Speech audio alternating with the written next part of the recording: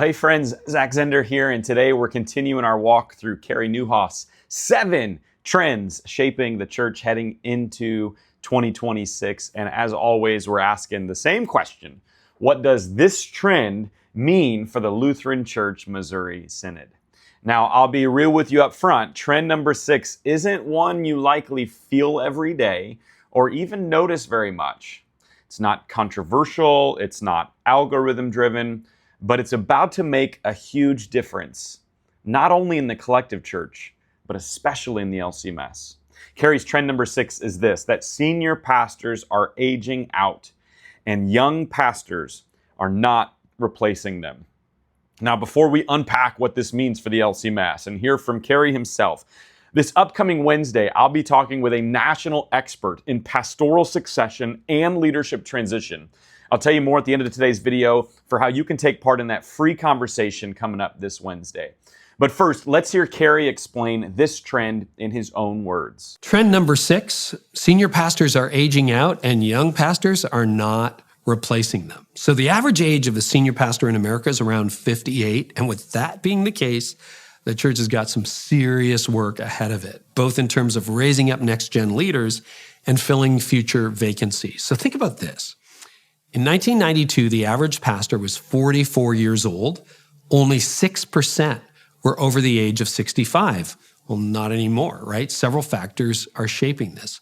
First, the math alone suggests that the generational gap of young Christians heading into ministry won't be numerically large enough to fill the gap. So that's a problem, not enough young leaders. Second, many churches have been hit by inflation and rising costs. So salaries have not really kept pace with what people expect to be paid today. The stereotype is that senior pastors are overpaid. The reality, honestly, is that many are underpaid. Other positions on church haven't kept up with what a living wage pays these days. So there's a little bit of a pay gap that would attract the next generation. And then finally, despite Gen Z leading the turnaround in the church today, the generation that is currently in leadership in the church doesn't seem to have a ton of confidence in younger leaders. In fact, Barna data shows 71% of leaders agree or somewhat agree that they are concerned with the quality of future Christian leaders. So it's not hard to imagine how difficult senior pastor and senior staff searches are going to get over the next few years, right? Small churches might go without leadership or pool resources with other small congregations. Bivocational ministry could actually continue to grow. But if you're one of the hundreds of thousands of churches that'll be looking for a new pastor in the next decade, the time to start planning for succession is now. Now, mostly that's going to involve developing leaders from within and hiring them to fill pastoral vacancies. A lot of churches need to adjust pay as well. One of the best ways to correct this is to rationalize your current staff. If you've got 10 or 15 staff or 100 staff, think about this. Who are the A players, the B players, and the C players? Keep the A players, transition out the B and C players, then you'll have more salary room to attract the next generation. You're also going to have a better team, okay? A few highly competent, motivated, and called staff will lead the church much better than twice the number of average or below average team members. And finally, church leaders can start challenging middle school and high school students to pray about a call into ministry and maybe identify their pastoral gifting and their apostolic gifting and say, hey, maybe you should consider ministry. All right, well, we've got a lot to talk about. The average age of a senior pastor in America today is 58. In 1992, that age was 44. Only 6% were over the age of 65. And if you're looking at LCMS, if you're looking for being on the positive side of the data, our average pastorate age is 55. So we actually come under this. I'm not sure what our number would be for just senior pastors, but likely right around 58, maybe higher, could be older based on anecdotal evidence that I've seen. Either way, pastors are aging, and Carey names 3 pressures. Let's talk about them. First, the math. There simply are not enough young Christians entering into ministry to replace the number of pastors who will retire in the next decade. Second is the economics, that inflation and rising costs means many churches haven't kept compensation competitive with what younger leaders expect or honestly even need. And third, confidence. Barna research shows that 71% of leaders are concerned about the quality of future Christian leaders. Put that together and you have a looming leadership gap. Now, if you're LCMS, none of this feels theoretical. All of it is real, very real. We are already feeling this. We see multi-point parishes increasing. We see congregations struggling to fill calls, rural churches wondering what happens when their pastor retires. We see seminary pipelines that aren't large enough to meet projected needs. And so this is not a future problem. It's a present one. And yet, even with this problem, let's remember we serve the God of infinite power who is seated on his throne right now. And I might be nervous about this, and you might be nervous about this, but he is not. He is sovereign, seated, and in control. But just because of that, it doesn't mean then that we do nothing. We need to act on this issue yesterday. If you want to have a future LCMS, I believe this issue of forming pastors, along with how we reach and retain youth and young adults, are the two most pressing issues of our day to determine if we have a meaningful church body just 2 decades from now. Now, here's where I think this trend hits the LCMS specifically, that for decades, many of our churches have assumed pastoral succession would just work. A pastor retires, a call list appears, another pastor accepts, and the system continues. But that system depends on supply, and the supply is tightening. And so the question shifts from who is available to call to which church will not get a pastor because the supply chain problem, well, it's about to fall off of a cliff. According to the latest Lutheran Witness article, the number of LCMS churches that are already vacant is closer to 20%. 996 churches are without a pastor. And the magazine and the articles in it offer insights on what churches can do in vacancies, which is good and helpful to do. But several times as I was reading through this, it felt like a synod that was just willing to let churches die, and that's okay and should be expected, and there's a life cycle, and we should celebrate the life that they had. And I'm thinking, is that really where we are? Is that the best we can do? Now, hear me clearly. Many of us are not content to just watch this happen. Many pastors, lay leaders, district leaders, and seminary professors, many of you are already having serious conversations about this. There are people inside of our synod in leadership that care deeply and are open to new solutions. So it's not about attacking anyone, but it is about accelerating the conversation. We don't need to agree on every method, but we do need to agree that doing nothing or placing even more restrictions is not a viable option. And again, the good news is some conversations are happening. The question is whether they're moving fast enough to match the urgency of the moment, and whether those who are making the final decisions are willing to listen to those who are serving in the local churches across our synod that are crying out for help.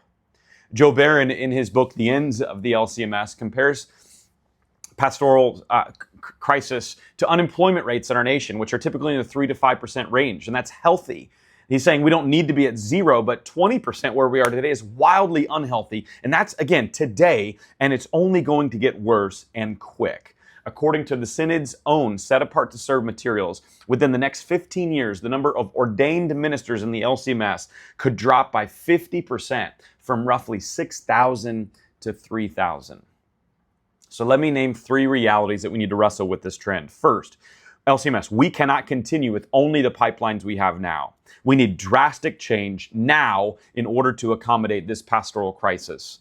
Our seminaries are essential, but seminaries can only train the men who actually show up, which means the real pipeline begins in congregations. And some churches are going to feel the weight of this and realize that we may need to grow up leaders from within. And that's not a weakness, that's biblical. If you're a larger or mid-sized church, establishing a residency or internship program may be one of the wisest investments you can make over the next decade. Not just a summer helper, not just someone to run slides, but a structured, intentional leadership pathway where young leaders can grow in responsibility, receive mentoring, teach, lead, and discern whether ministry is truly for them. And here's what's powerful about that. It doesn't just help them discern their call, but it helps your church identify who to keep investing in, because you begin to see who is faithful, who is teachable, who has spiritual maturity, who can handle pressure, who carries pastoral instincts. And instead of hoping someone shows up at the seminary someday, you're actively forming and observing future leaders inside of your own congregation, your own church. And if even one out of every few churches did this well, the pipeline problem would begin to shift. It would begin to shift when middle school and high school students are invited to consider ministry, not pressured, but invited. It begins when young adults are told, you have gifts. Have you ever considered how God might use them?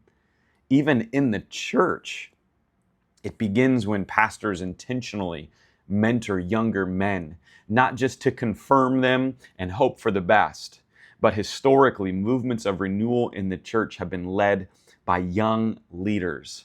Martin Luther was 34 when he posted the 95 Theses. Timothy was young enough for Paul to say, let no one despise your youth. If we don't trust young leaders, then we shouldn't be surprised when they don't step forward, or they step forward but just not in our synod. Limiting or restricting pathways or not being able to form future young pastors at the local level needs to be revisited ASAP. It's an absolute travesty that our church body will not allow those under 40 years old, except through an ambiguous exception policy, to become an ordained pastor without going through a 4-year residential program. Second, we've got to talk honestly about economics. And this part makes us uncomfortable. There's a stereotype in our culture that senior pastors are overpaid. And while there may be a few megachurch pastors that are living lavish lifestyles and have salaries that rival top business executives, that's not happening in the LCMS. The average salary of a full-time LCMS pastor is somewhere between 50 to 70K, depending on many factors, especially cost of living. LCMS pastors certainly aren't getting rich, but many are underpaid. And with a shrinking attendance at many of our LCMS churches, the reality is that there are hundreds of churches, likely thousands in the near future, that would love to have a pastor, but won't even be able to afford a modest salary, $50,000 to $70,000 a year. Add on to that fact that younger leaders graduate with debt, face higher housing costs, and compare compensation with other professions requiring similar education levels, and the gap becomes real. Our programs are too expensive, and even if tuition is paid for, it doesn't account for many other aspects. If you attend residential seminary, you are likely moving several times. You don't have steady income due to studying, likely have student debt from undergrad, on top of many of you who are forming families. And our synodical leaders have claimed that we are financially, from a synod perspective, in a great place. Well, then we need greater financial support for our future pastors, and potentially even for those who are already graduated, to help them get to a place where they don't have to struggle to live financially. If we say that ministry is valuable, but structure compensation in a way that makes it nearly impossible for a young family to thrive or to get ahead, we shouldn't be shocked when fewer step into it. And for larger churches who have a staff, Carey mentions we may need to rethink staffing models. He suggests evaluating A, B, and C players and keeping the strongest leaders and reallocating resources to build a leaner and stronger team. In Lutheran circles, that language might make us bristle, but the principle underneath it is stewardship. Sometimes we maintain structures or jobs out of nostalgia instead of mission clarity. Sometimes a smaller, healthier, well-supported team may serve the future better than a larger, under-resourced one. Third, succession planning can't start when the retirement party is scheduled. If your church's senior pastor is 60 years or older, succession is not a theoretical conversation. It's a current responsibility. And it doesn't mean just finding a name. It means developing a culture where leadership is shared, mentored, and multiplied. It means younger leaders aren't sidelined, but entrusted with responsibility now. You see, one of the quiet tensions in our church body is that we value experience deeply, and that's good. But if experience becomes a barrier to opportunity, then the gap widens. Young pastors don't need to be perfect. They need to be formed, supported, and trusted. Because here's the encouraging part. Gen Z, through these trends, is showing a spiritually renewed openness. Young men especially are returning to church in surprising numbers. And so while leadership is aging, interest in faith is not disappearing, which means the opportunity is here. The question is whether we will connect calling to their curiosity. Will we challenge young people to consider ministry? Will we create internships and residencies and open up pastoral formation pathways? The harvest is still plentiful, but workers are rarely discovered by accident. They're invited, they're mentored, they're invested in. And so here's the question. Who is one young leader that you will intentionally invest in over the next 6 months? And what will that investment look like? Not someday, not theoretically, next 6 months. Because the future of pastoral leadership will not be built by policies alone. It will be built by a number of people, you deciding to mentor someone else. And that decision, again, starts with you. Hey, next week we'll continue our walk through Carey's final trend and what it means for the LCMS moving forward. We're going to be talking everybody's favorite topic, artificial intelligence. But as always, I'd love to invite you, to join me Wednesdays at noon Central inside of Carey's Art of Leadership Academy. This upcoming Wednesday, I'm bringing someone I know really well into the conversation. He works with churches across the country for leadership transition and succession planning. He has a nonprofit ministry called Always Forward Ministries to help churches transition and succession plan well. His name is Mark Zender, my dad. He'll be sharing some things he's learning in this space, and we're going to unpack these trends together and get practical about how to build healthier churches for the future. It's free. The link is in the description, and I would love to see you there. Until then, we'll see you